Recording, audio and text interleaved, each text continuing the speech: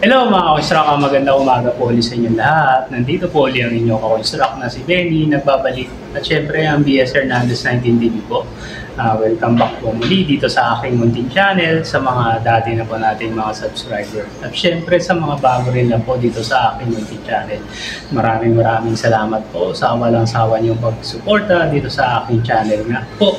Lalo na po sa mga bago nating mga subscriber, sana dyan lang po kayo palagi. At syempre sa mga dati na rin po nating mga subscriber, maraming salamat po sa pagsuporta nyo palagi sa akin.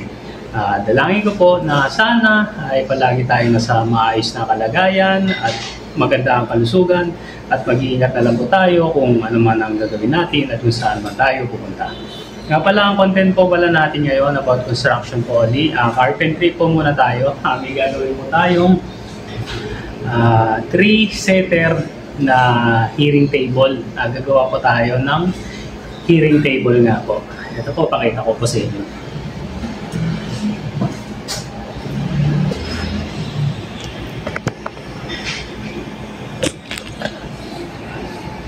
Yan. Nakapag-umpisa na po ako.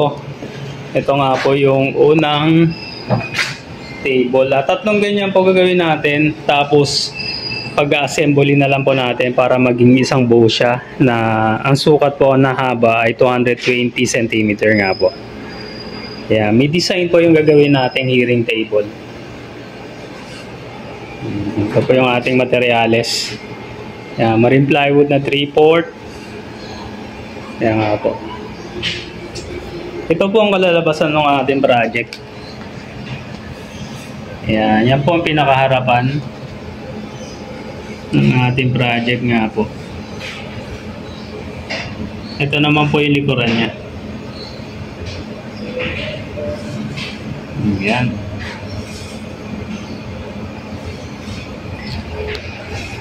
Ayan.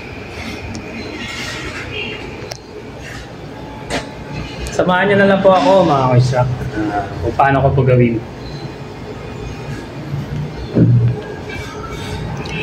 Maraming salamat po pala sa amo natin na si Sir Mario Valdez nga po sa pagbigay niya po palagi sa atin ng project. At syempre sa tiwalang ibinigay niya po sa atin. Maraming salamat po sir. Ingat po dyan. God bless po. Ayan nga po. Inumpisahan na natin mag sukat dito sa gagawin nga po natin.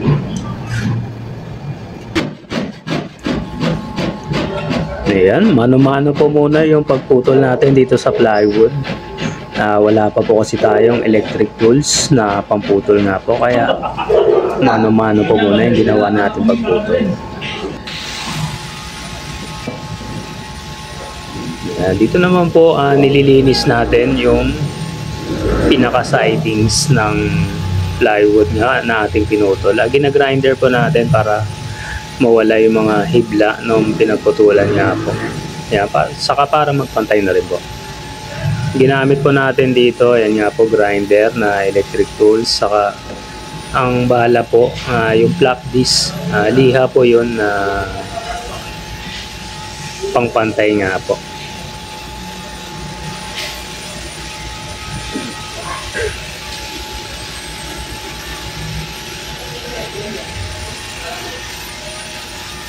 Ayan. Ingat lang po tayo sa paggamit natin ng mga electric tools. Ayos.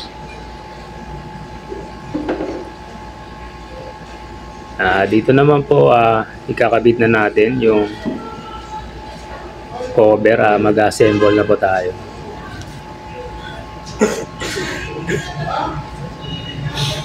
Gumagamit pa tayo ng stick weld para magkapit po yung dalawang plywood niya. Para mas makapit, hindi naman po umuga-uga. Kung pako lang po ang gagamitin natin. Nilagyan po natin ng stick weld para mas ma-okay po yung kapit.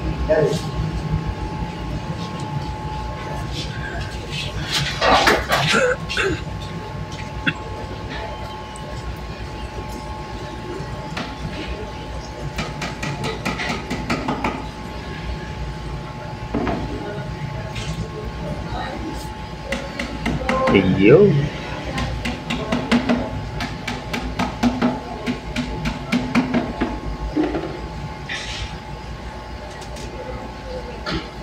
Ayan, pagkatapos pa natin ma-connect, pinupunasan po natin para hindi na tumigas yung ginamit natin na pandikit.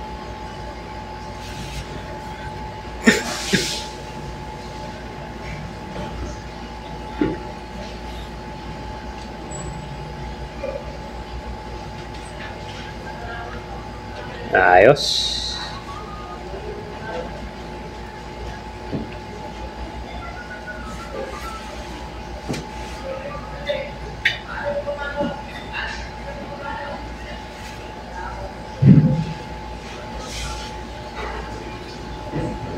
Enjoy lang po kayo dyan mga construct sa panonood.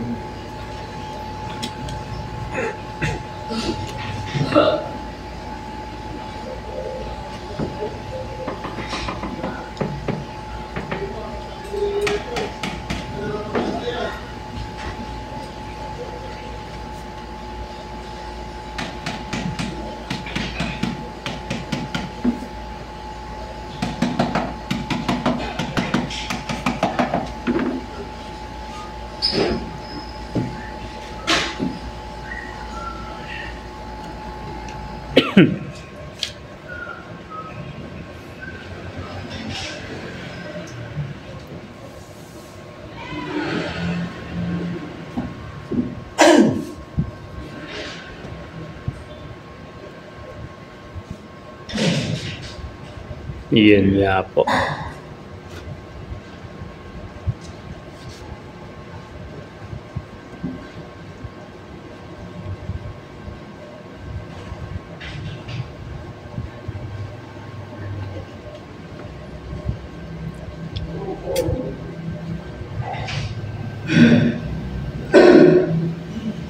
Ayos.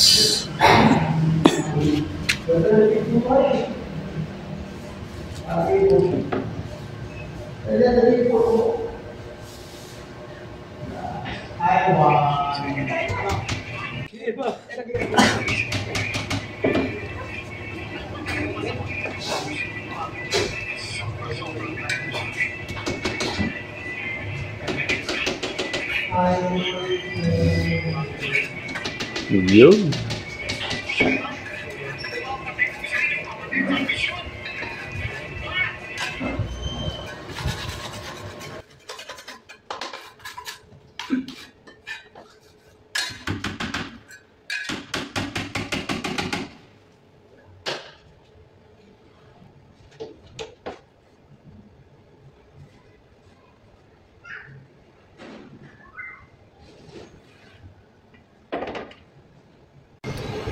Ayan na po.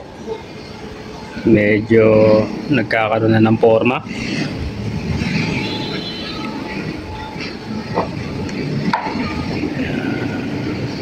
Konti lang.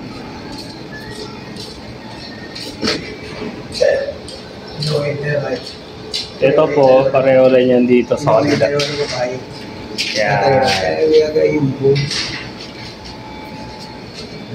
Yan po, pareho sila ng design. Tapos yung ilalim po niyan open, yung loob yan. Open po yung loob. Magkakaroon po tayo ng drawer dito. Yung ilalim.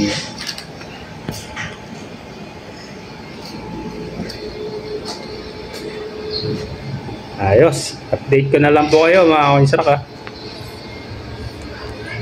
Bye po. Thank you. Huwag niyo po kalimutan mag-like, share at subscribe po. At click niyo na rin po yung notification bell para update po kayo sa mga next na video vlog ko pa pong gagawin.